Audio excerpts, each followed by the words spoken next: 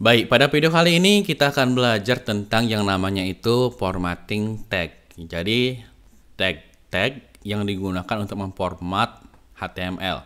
Nah, contohnya itu kita misal pengen membuat teks menjadi huruf tebal. Jadi kita bisa menggunakan tag B atau pakai tag strong di sini.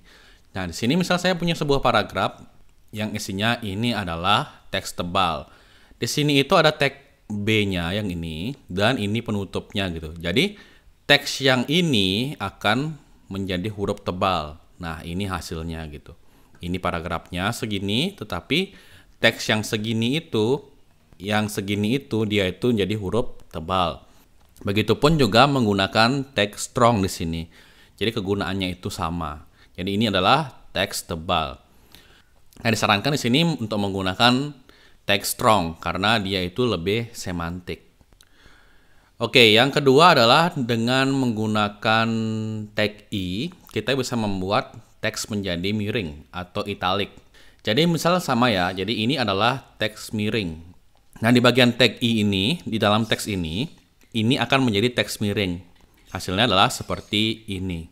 Begitu juga yang menggunakan tag EM atau emphasize. Ini akan menjadi teks miring.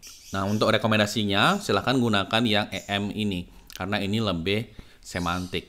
Baik, untuk semantik itu apa kita akan pelajari nanti.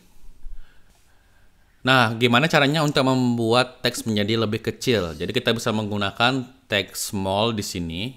Nah, ini ada sebuah paragraf sama ini adalah teks kecil. Kalau dalam teks small ini, maka ini teksnya akan cenderung lebih kecil dibandingkan teks yang ada di paragraf ini. Gitu. Kemudian bagaimana caranya untuk menandai teks yang dicoret atau dihapus? Kita bisa menggunakan tag namanya del di sini. Jadi kita misal punya sebuah teks, ini adalah teks yang dihapus, kita ingin agar teks ini itu yang dihapus gitu. Jadi kita bisa mengisikan del di sini, lalu di dalamnya kita isi teks yang dihapus di sini gitu. Jadi teks yang ini itu adalah teks yang dihapus.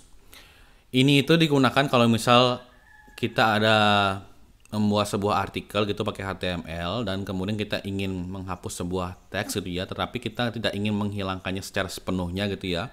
Artinya kelihatan kita mana yang kita nggak jadi gitu pakai, kita bisa menggunakan tag del ini.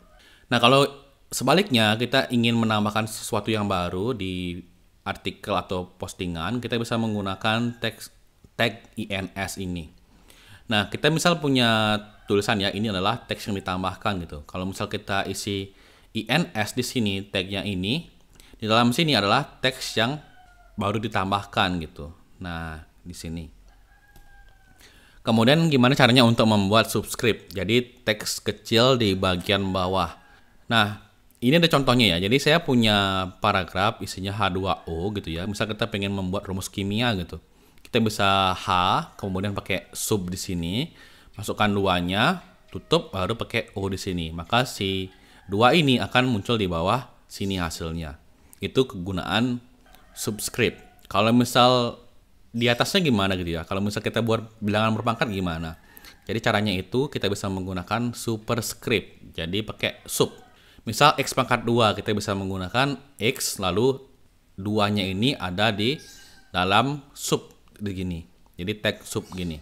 Hasilnya adalah X pangkat 2 gitu. Kalau misal ganti pengen X pangkat 3, tinggal ditulis di sini X lalu isikan 3 di sini. Oke, jadi disarankan untuk membuat teks underline itu menggunakan CSS dari dokumentasi yang ada di Mozilla Developer Network. Emang kita bisa menggunakan tag U, tetapi lebih baik kita gunakan pakai CSS. Jadi kita bisa menggunakan text decoration dan propertinya itu di set menjadi underline. Ini kita akan pelajari nantinya. Untuk Anda yang pengen ngecek lagi informasi lebih lanjut tentang ini, bisa klik link yang ada di sini. Oke, kita sudah belajar tadi tentang bagaimana caranya untuk membuat formatting tag. Pada video berikutnya kita akan praktek